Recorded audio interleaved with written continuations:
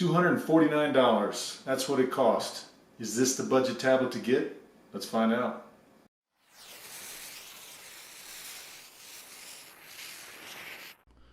I'm talking about the Samsung Galaxy Tab A 10.1 with S Pen.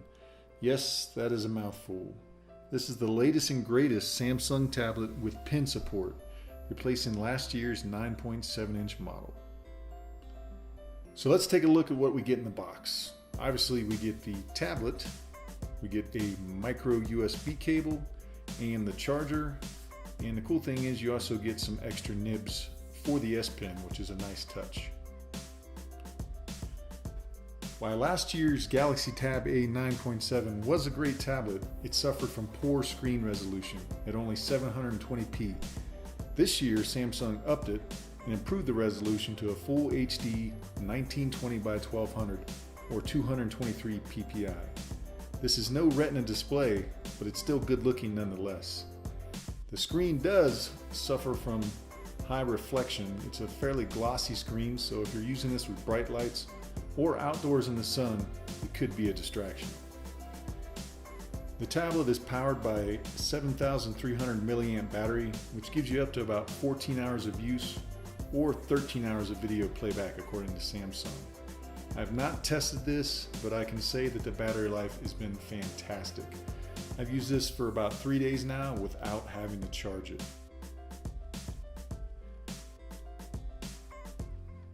Samsung's battery claim seems to be on the mark. The battery life does come at the expense of a little extra weight. It is just over a pound, or 1.22 pounds to be exact. It's about as thick as an iPad 1. It has a little bit of an odd aspect ratio, as you can see. It's kind of an extended long shape. I couldn't tell you the exact aspect ratio, but the only issue with that is when you do full screen videos such as YouTube or whatever, you're going to have black bars on the top and bottom. The tablet is run by a 1.6 gigahertz Exynos 7870 octa-core processor and 3 gigabytes of RAM. If you get the non-S Pen model, it only comes with 2 gigabytes of RAM. And for those who care about benchmarks, you will be disappointed. So here are the scores. It gives you a single core of 684 and a multi-core score of 3,240. But don't let the scores deceive you or sway you from this tablet. The real-world usage of this has been excellent. I haven't noticed any lag whatsoever. For those of you who like to game, it runs games just fine.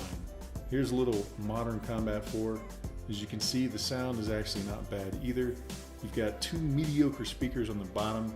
They're not great, but they do the job. They're adequate. As you can see, it plays the game just fine, doesn't stutter at all, and this is a fairly graphic intense game.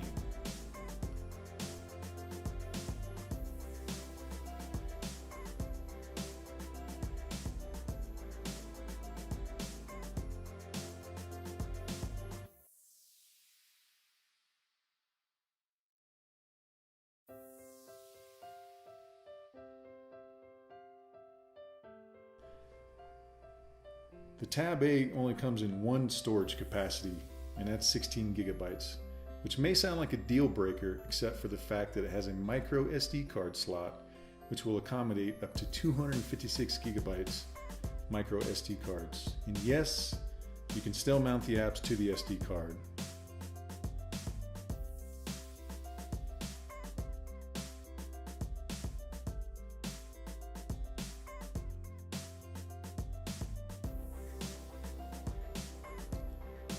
It also has one micro USB 2.0 port, which allow you to attach thumb drives or other low power USB peripherals, if you use an OTG cable, which can be had on Amazon for only a few bucks.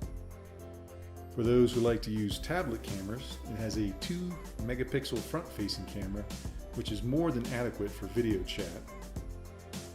The rear camera is an 8 megapixel shooter that actually has a flash and can record 1080p video at 30 frames per second. The tablet is currently running Android 6.0 and of course Samsung's TouchWiz, which is not a bad thing. You have your standard Samsung UI options like running 2 apps at once simply by holding the left hotkey. This tablet comes in 2 colors, white or black, and only 2 variants, with the S Pen and without.